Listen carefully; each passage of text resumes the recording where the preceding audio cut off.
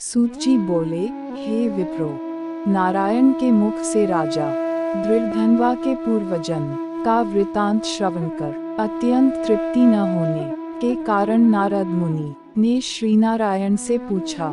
नारद जी बोले, हे तपोधन, महाराज दृढ़धनवा ने मुनिश्रेष्ठ वाल्मीकि जी से क्या कहा, सो विस्तार सहित विनीत मुझको कहिए। नारायण बोले, हे नारद, सुनिए। राजा दृढ़धनवा ने महाप्राज्ञ मुनिश्रेष्ठ वाल्मीकि मुनि की प्रार्थना कर जो कुछ कहा सो मैं कहूँगा। दृढ़धनवा बोला, मोक्ष की इच्छा करने वाले लोगों से पुरुषोत्तम मास का सेवन किस प्रकार किया जाए, क्या दान दिया जाए और इसकी विधि क्या है, यह सब संपूर्ण लोक के कल्याण के लिए मुझसे कहिए, क्योंकि आपके समान महात्मा संसार के हित के लिए ही पृथ्वी पर भ्रमण करते हैं। यह पुरुषोत्तम मास स्वयं पुरुषोत्तम है। उस पुरुषोत्तम मास के सेवन से पुण्य होता है। यह बात मैंने आपके मुख से भली भांति सुनी है। मैंने पूर्व जन्म में सुदेव नामक ब्राह्मण श्रेष्ठ होकर विधि से पुरुषोत्तम मास का सेवन किया, जिसके प्रताप से मेरा मृत पुत्र उठ खड़ा हो गया। हे पुत्र शोक के कारण निरंतर निराहारी मेरा यह पुरुषोत्तम मास बिना जाने ही बीत गया। अज्ञान से हुए पुरुषोत्तम मास का ऐसा फल हुआ कि मृत्यु को प्राप्त भी शुकदेव उठ खड़ा हो गया। हरि के कहने पर इस अनुभूत पुरुषोत्तम मास का सेवन किया। हे तपोधन, मुझे इस जन्म में वह सब विस्मृत हो गया है, इसलिए इस पुरुषोत्तम मास का पूजन विधान विस्तार पूर्वक मुझसे फिर कहिए। वाल्मीकि जी बोले, ब्रह्म मुहूर्त में उठकर परब्रह्म का चिंतन करे, उसके बाद बड़े पात्र में जल लेकर नैऋत्य दिशा में जाए। पुरुषोत्तम मास को सेवन करने वाला शौच के लिए ग्राम से बहुत दूर जाए। दिन में तथा संध्या में कान पर जनेऊ को रखकर और उत्तरमुख होकर पृथ्वी को तृण से आच्छादित कर वस्त्र से सिर बांधकर और मुख को बंद कर मौन होकर रहे, न थूके और न श्वास ले। इस तरह मल मूत्र का त्याग करे और यदि रात्रि हो तो दक्षिण मुख होकर मल मूत्र का त्याग करे और मूत्रेंद्रिय को पकड़ कर उठे।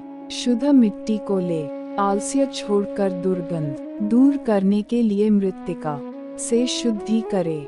लिंग में 1 बार, गुदा में 5 बार, बाएं हाथ में 3 बार, दोनों हाथों में 10 बार मिट्टी लगावे, दोनों पैरों में 14 बार लगावे। यह गृहस्थाश्रमी को शौच कहा है। इस तरह शौच कर मिट्टी और जल से पैर और हाथ धोकर दूसरा कार्य करे। तीर्थ में शौच न करे, तीर्थ से जल निकाल कर शौच करे। 2 हाथ जल वाले गधई को छोड़ कर यदि जल में तीर्थ में शौच करे तो बाद तीर्थ की शुद्धि करे, अन्यथा तीर्थ अशुद्ध हो जाता है। इस प्रकार पुरुषोत्तम का उत्तम व्रत करने वाला शौच करे। तदनंतर 16 कुल्ला अथवा 12 कुल्ला करे। मूत्र का त्याग करने के बाद 8 अथवा 4 कुल्ला गृहस्थ करे। उठकर प्रथम नेत्रों को धो डाले, दातुन ले आवे और इस मंत्र को अच्छी तरह कहकर दंत धावन करे। हे वनस्पते, आयु, बल, यश, वर्च, प्रजा, पशु, वसु, ब्रह्मज्ञान और मेधा को मेरे लिए दो। अपामार्ग अथवा बैर की 12 अंगुल की छेद रहित दातुन कानी अंगुली के समान सोटी हो, जिसके पर्व के आधे भाग में कूची बनी हो, उस दातुन से मुख शुद्धि करे। रविवार के दिन काष्ठ से दातुन करना मना किया है, इसलिए 12 कुल्ला से मुख शुद्धि करे। आचमन कर अच्छी तरह प्रातःकाल में स्नान करे। स्नान के बाद उसी समय तीर्थ के देवताओं को तर्पण के द्वारा जल देवे और समुद्र में मिली हुई नदी में स्नान करना उत्तम कहा है। बावली, कूप, तालाब में स्नान करना विद्वानों ने मध्यम कहा है, और गृहस्थ को गृह में स्नान करना सामान्य कहा है। स्नान के बाद शुद्ध और शुक्ल ऐसे 2 वस्त्रों को धारण करे। ब्राह्मण कंधे पर रखे जाने वाले उत्तरीय वस्त्र को सावधानी के साथ हमेशा धारण करे। पवित्र स्नान में पूर्व मुख अथवा उत्तर मुख होकर बैठे और शिखा बांधकर दोनों जांघों के अंदर हाथों को रखे। कुश की पवित्री हाथ में धारण कर आचमन क्रिया को करे। ऐसा करने से पवित्री अशुद्ध नहीं होती है, परंतु भोजन करने से पवित्री अशुद्ध हो जाती है। इसलिए भोजन के बाद उस पवित्री का त्याग करे। आचमन के बाद गोपी चंदन की मिट्टी से तिलक धारण करे।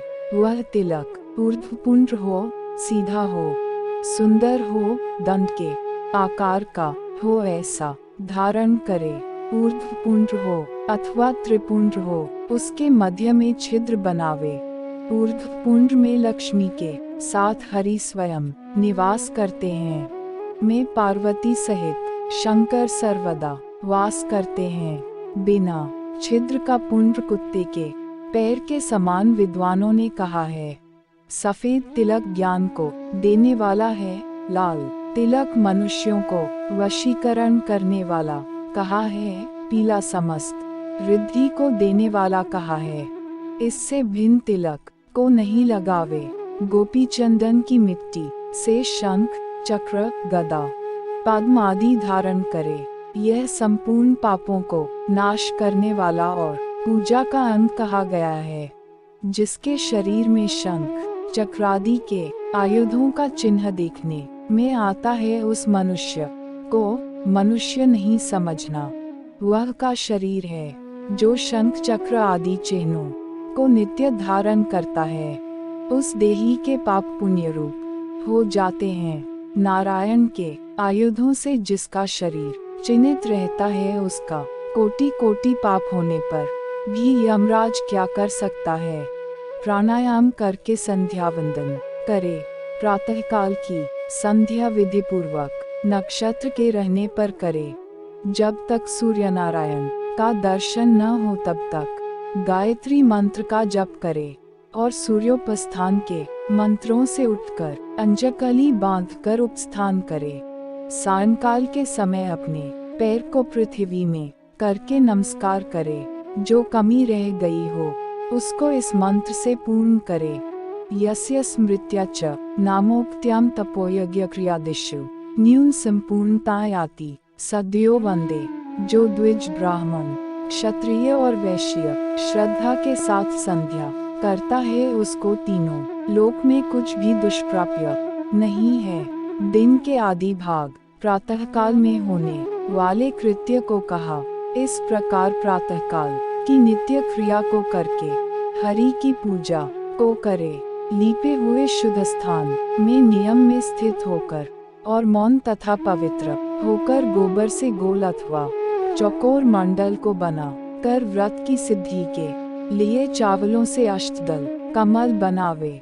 बाद सुवर्ण, चांदी, तांबा अथवा मिट्टी का मजबूत और नवीन छिद्र रहित शुद्ध कलश को उस मंडल के ऊपर स्थापित करे और उस कलश में शुद्ध तीर्थों से लाए हुए कल्या नप्रद जल को भरकर कलश के मुख में विष्णु, कंठ में रुद्र अच्छी तरह वास करते हैं। उसके मूल में ब्रह्मा जी स्थित रहते हैं।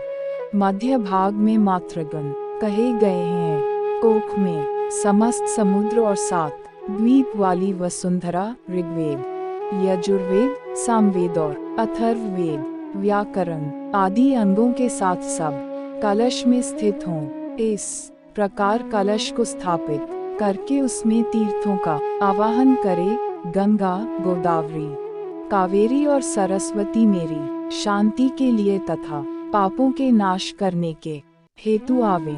तदनंतर उस कलश का मंत्र पाठ पूर्वक गंध, अक्षत, नैवेद्य और उस काल में होने वाले पुष्प आदि उपचारों से पूजन करके उसके ऊपर पीले वस्त्र से लपेटा हुआ तांबे का पात्र स्थापित करे। उस पात्र के ऊपर राधा के साथ हरि की मूर्ति को स्थापित करे। राधा के सहित सुवर्ण की पुरुषोत्तम की प्रतिमा बनावे और भक्ति में तत्पर होकर विधि के साथ उस प्रतिमा की पूजा करे। पुरुषोत्तम मास के पुरुषोत्तम देवता हैं। पुरुषोत्तम मास के आने पर उनकी पूजा करनी चाहिए। जो इस संसार सागर में डूबे हुए को उबारता है, उसकी इस लोक में भी मृत्यु धर्म वाला कौन मनुष्य पूजा नहीं करता है। ग्राम फिर मिलते हैं, धन फिर मिलता है, पुत्र फिर मिलते हैं, ग्रह फिर मिलता है, शुभ अशुभ कर्म फिर मिलते हैं, परंतु शरीर फिर नहीं मिलता है। उस शरीर की रक्षा धर्म के लिए और धर्म की रक्षा ज्ञान के लिए हुआ करती है और ज्ञान से मोक्ष सुलभ हुआ करता है। इसलिए धर्म को करना चाहिए। देह रूप वृक्ष का फल सनातन धर्म कहा गया है। जो शरीर धर्म से रहित है वह बांझ वृक्ष के समान निष्फल है। सहायता के लिए न माता कही गई है, न स्त्री पुत्र आदि कहे गए हैं, तथा न पिता न सहोदर भाई न धन कहे गए हैं। केवल धर्म ही उसका प्रधान कारण कहा गया है। वृद्धावस्था सिंहिनी के समान भय देने वाली है और रोग शत्रु के समान पीड़ा देने वाले हैं। फूटे हुए बर्तन से जल गिरने के समान आयु प्रतिदिन क्षीण होती रहती है। जल के तरंग के समान चंचल लक्ष्मी, पुष्प के समान क्षणमात्र में मुरझाने वाली युवावस्था, स्वप्न के राज्य सुख के समान संसार के विषय सुख प्रभुति सब निरर्थक हैं। धन चंचल है, चित्त चंचल है और संसार में होने वाला सुख चंचल है। ऐसा जानकर संसार से विरक्त होकर धर्म के साधन में तत्पर होवे। जैसे सर्प से आधा देह निगले जाने पर भी मेघ मक्खी को खाने की इच्छा करता ही रहता है, उसी प्रकार काल से ग्रसा हुआ जीव दूसरे को पीड़ा देने में तथा दूसरे का धन अपहरण करने में प्रेम करता है। मृत्यु से ग्रस्त आयु वाले पुरुष को सुख क्या हर्ष करता है। वध के लिए वधस्थान को पहुँचाए जाने वाले पशु के समान सब सुख व्यर्थ हैं। जब धर्म करने के लिए चित होता है तो उस समय धन का मिलना सुलभ नहीं होता है। जब धन होता है तो उस समय चित धर्म करने के लिए उत्सुक नहीं होता है। जब चित और धन दोनों होते हैं तो उस समय संपात्र नहीं मिलते हैं। इसलिए चित वित्त सत्पात्र इन तीनों का जिस समय संबंध हो जाए उसी समय बिना विचार किए ही जो धर्म को करता है वही कहा गया है। अधिक धन के व्यय से होने वाले हजारों धर्म हैं। पुरुषोत्तम मास में थोड़े धन से धर्म होता है। स्नान, दान और कथा में विष्णु का स्मरण करना इतना भी उत्तम धर्म यदि किया जाए तो वह भय से रक्षा करता है। जिस प्रकार गंगा ही तीर्थ है, कामदेव ही धनुषधारी है, विद्या ही धन है और गुण ही रूप है, उसी तरह संपूर्ण महीनों में उत्तम पुरुषोत्तम मास पुरुषोत्तम ही है। यद्यपि यह पुरुषोत्तम मास प्रथम समस्त कार्यों में तथा यज्ञों में अत्यंत निंद्य था तो भी के प्रसाद से पृथ्वी में के नाम से प्रसिद्ध हुआ। जिस प्रकार हाथी के पैर में सब प्राणियों के पैर लीन हो जाते हैं, उसी तरह समस्त धर्म और कला समस्त पुरुषोत्तम में विलीन हो जाते हैं। जिस प्रकार और नदियों की तुलना गंगा के समान नहीं की जा सकती, कल्प वृक्ष के समान अन्य समस्त वृक्ष नहीं कहे जा सकते, चिंतामणि के समान दूसरे रत्न पृथ्वी में नहीं हो सकते, कामधेनु के समान दूसरी गौ नहीं हो सकती, राजा के समान दूसरे पुरुष नहीं हो सकते, वेदों के समान समस्त शास्त्र नहीं होते, उसी प्रकार समस्त पुण्यकाल इस पुरुषोत्तम मास के पुण्यकाल के समान नहीं हो सकते। पुरुषोत्तम मास के देवता पुरुषोत्तम हैं, इसलिए भक्ति और श्रद्धा से पुरुषोत्तम की पूजा करनी चाहिए। शास्त्र को जानने वाला कुशल, शुद्ध वैष्णव, सत्यवादी और विप्र आचार्य को बुलाकर उसके द्वारा पुरुषोत्तम की पूजा करे। अंतःकरण में होने वाले मोह, काम, क्रोध, लोभ, मद, मात्सर्य आदि रूप बड़ी बड़ी मछलियों से पूर्ण, अत्यंत गंभीर वेग वाले इस संसार रूप सागर को पार करने की इच्छा करता है, वह इस भारतवर्ष में आदि देवता पुरुषोत्तम का अच्छी तरह पूजन करे।